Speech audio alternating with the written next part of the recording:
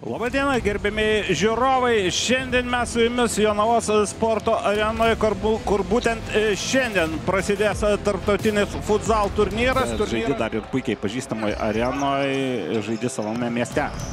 Štai koks bandymas ir pirmasis įvadas. Ne? Štai kokia situacija ir vėl Ernestas Macenis. Bravo! Žaidėjas.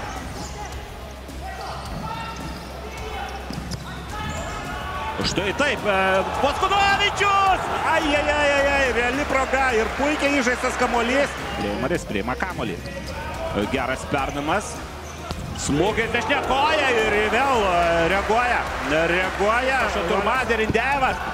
Prieš jį varžovas stabtelėjo Vladimiras. Derindejevas dar su kamuoliu, perdavimas ir įvartis! Įvartis Paulius Osauskas muša įvartį. Aišku, ten buvo rikošetas nuo varžovo gynėjo, bet 1-0 Lietuvos rinktinė įsiveržė į priekį. Trečias kartas nemeluoja. Vladimiras Derindejevas, Lukas Sendžikas ir Justas Zagurskas, o čia 1-1.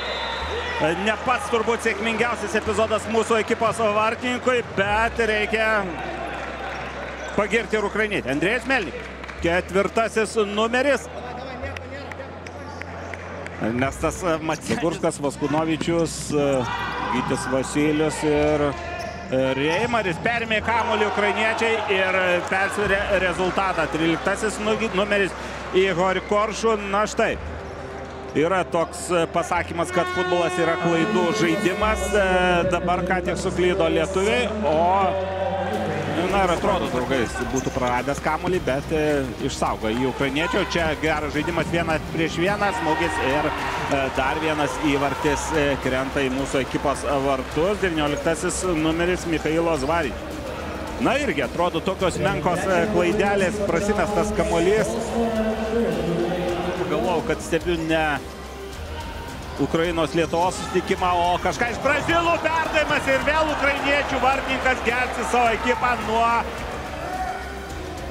aikštę, gal rungtynių ir neteso. Čia dar vienas įvartis ir 8 numeris Igor Černevskis siunčia kamuolį į vartus, didindamas Ukrainos persvarą. Jau gana laisvai žaidžia ukrainiečiai, pademonstruoja ir savo techninius sugebėjimus. Štai kokia situacija ir tokia pozicija. Čia dabar prarastas kamuolys ir gali būti labai pavojingas smūgis, bet Sendžikas, Justinas Zagurskas. Ir štai toks bandymas ir rezultatas tampa 2-4.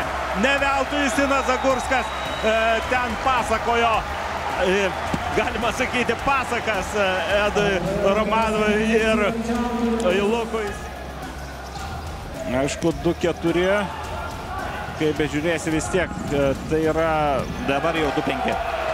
Na, jau deda paskutinį tašką šiose rungtynėse Ukrainos ekipos žaidėjai. Dabar puikiai išnaudojo situaciją, geras perdavimas, na ir siunčia tiesiog jau į tuščius vartus komandos.